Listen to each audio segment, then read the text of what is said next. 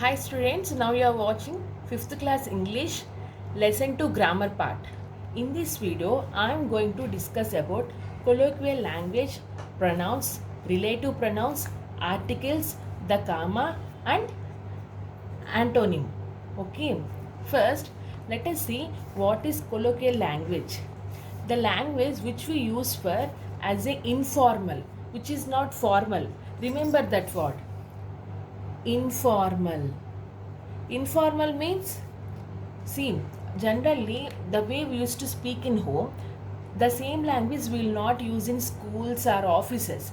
Why? Because in the school and offices we have to maintain our language in a formal way.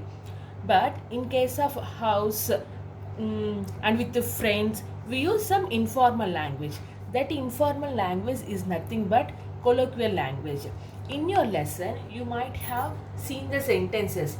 The little chap has saved our life. Chap.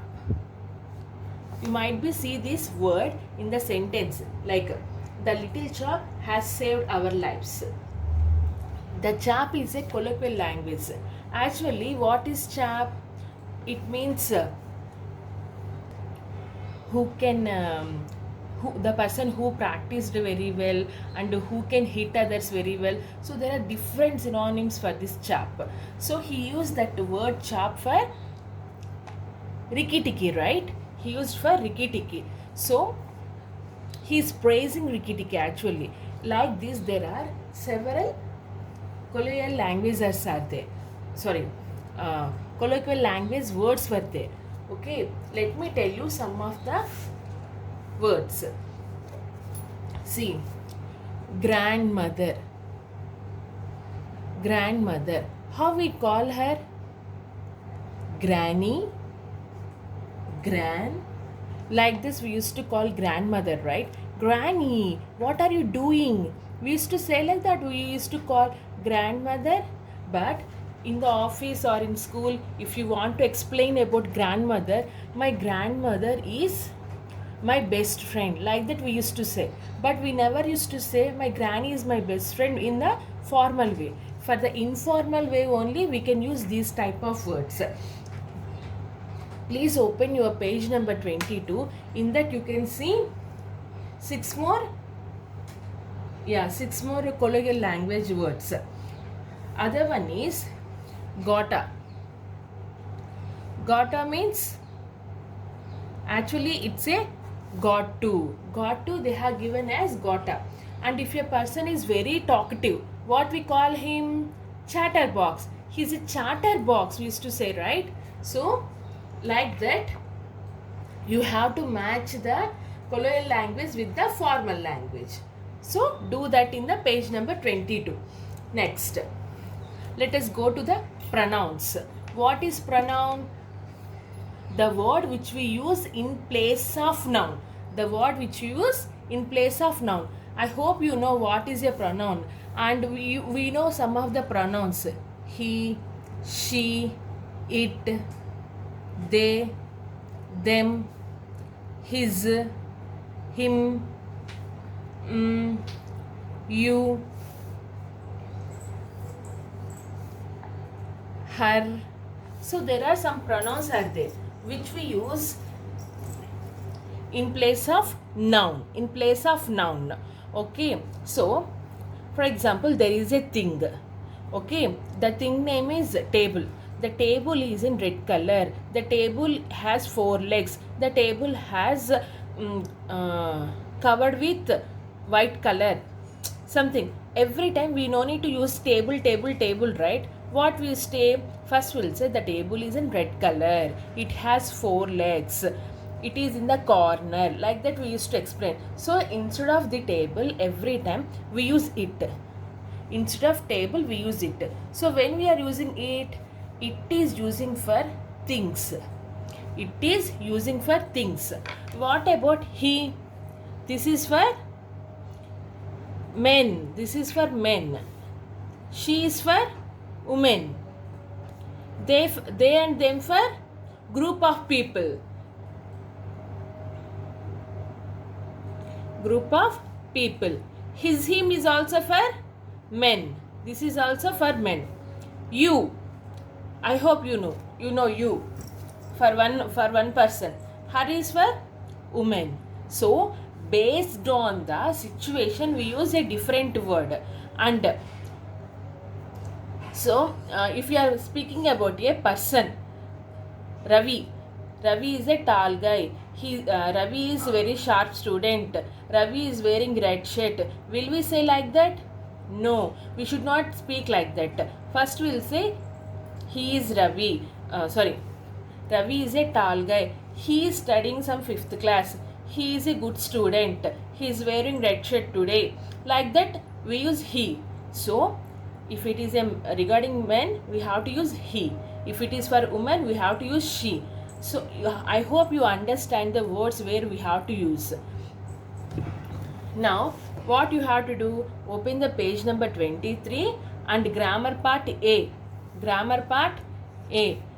Fill the all the blanks. 7 blanks were there, no? So you have to fill those blanks with a pronoun. Okay. Next. What is relative pronoun? Actually, what the relative pronoun does is it connects the noun. It connects the noun with a phrase. It connects the noun with a phrase. There are some words which connect the noun with a phrase. Some are like that, who, whom, whose, and which. These are the relative pronouns. For example, I am going to say one example. This is a car that Rupa bought for her sister. This is a car that Rupa bought for her sister. So this is a car is one sentence. That Rupa bought for her sister is another sentence. So this is the car Rupa bought for her sister. To connect these words, what we used? We used that. I'll write the example here. Please see. This is the car that Rupa bought for her sister. This is the car is one sentence, right? Rupa bought for her sister. What is joining these two sentences? That is joining these two sentences. So these type of words we call as a relative pronouns. These type we call as a relative pronouns. If you understand, and I already mentioned the different words which we use in the form of relative pronouns. So in the page number 23, the B part also you have to finish. Okay? Okay children, let's move to the next topic, articles. You already learned what are the articles we have. A, an, and the.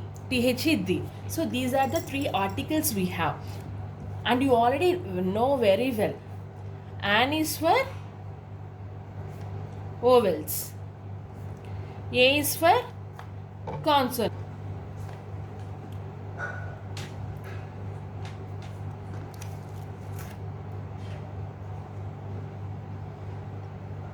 So an is for vowels and A is for consonants. So we use A for vowels and an is for vowels and A for consonants. What are the vowels we have? A, E, I, O, U. So the words which start with these letters, we call them as a vowels. For before those vowels, we use the word an. If it is other than these 5, the remaining 21 letters, we use A. There is an apple. There is an apple. An apple means akkada oka apple undi. We should not say a apple because apple is having A. The word starts with A means vowels. If it is a vowel related word, you have to use an. Okay. There is a cat under the chair. A cat. Why? Because C is not from the vowels. The letter C is in the remaining 21 letters. So we use A. And here one more thing, let me give you one example. He is an honest man. He is an honest man. Is this sentence is correct or wrong? It's actually a correct sentence. You may get doubt, ma'am, H is from the consonants. H is from the consonants. But why we used an here? See, in the pronunciation of honest, we are not saying honest. We are saying honest, honest. Listen carefully. I am not saying honest. We have to pronounce this as honest. So, O sound comes first. H is silent here. Okay. That is the reason O is in the vowels. That is the reason we have to use an. There are some other words where we use an instead of a. Hour. I will come in in an hour. I will come in an hour. Hour. O we have to use. I will come in an hour. నేను ఒక గంటలో వస్తాను. For hour, the sounds which starts with O instead of H. Honorable. Don't read it as honorable. It is honorable. Honorable. These also we have to use an. In the same way, let us go to the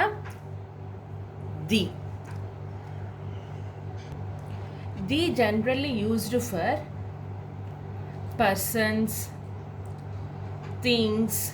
Okay. When there is only one. When there is only one person, and for some things we use the. The sky, the moon, the sun, the Ganga. In the same way, dear, I'm going to say you one example. Pinky got a parrot. Pinky got a parrot. So here P is from consonant. So we used A. That is okay. Now I'm going to continue this sentence with another sentence. Pinky got the parrot, no. She tried to teach the parrot. She tried to teach the parrot to talk. She tried to teach the parrot. See, what I used here? The. She tried to teach the parrot. So every time we will not use A. For the first time only we use A, and from the next time onwards we use the. Understand? The where we use is two places. One is if there is only one thing, if there is only one person, in that situation we use the. And the second situation is after using an or A. For the first time only we have to use A or an. From the second time onwards you have to use the. Understand? Now I'll discuss about comma. Here I wrote some of the situation where we use commas. What is the first situation? After name, beginning of the sentence. After name, beginning of the sentence. This is one situation. For example, Ravi, are you okay? Ravi, are you okay? Here we are mentioning comma. See, after name, beginning of the sentence. So you have to place a comma here. You should not write Ravi, are you okay? You have to place one comma here. So this is one type of situation. Second situation, after introductory words of a sentence. For example, can't you hear? Can't you hear? Ravi? Can't you hear Ravi? Can't you hear Ravi? Okay. Question mark. So this is one more type of situations. So look at the third one. To separate the introductory thought and the second half of a sentence. Nana, you just don't feel difficulty. Once you understand the English very well, if you practice the speaking and all, you will easily understand where you have to place the comma. See, I'm going to write one sentence. He stole off to Teddy's bathroom, but there was nothing there. When you observe these two sentences, this is actually there was nothing there. You can make it as a different sentence. But if you want to join two sentences as if one full sentence, in that situation also you can place one comma and continue it by using but. And the last one, when you are answering something for the is and are questions, is or are questions means, is it your birthday today? How you answer? Yes, it's my birthday today. Before saying it's my birthday, you use either yes or no. If it is no, it's not my birthday today. So for the answers yes or no also we used to place commas. Understand, children? Now let us go to the next topic. Before that, open the page number 25 and try to place the commas for the punctuation paragraph. Okay, next and the last topic in this video we are going to discuss is antonym. What is antonym? Antonym is nothing but opposite words. Opposite words. The other word is antonym. Dear, in the page number 26 in the My Word Bank, they have asked you to fill up the antonyms of the words from the story. Okay. Now you understand, right, what is antonym? Just you have to write opposite. So there they have already given cheerful. Cheerful opposite means sorrowful. Okay. So like this you have to write the opposite words. Fill up those everything and we'll catch you up in the next session. Bye.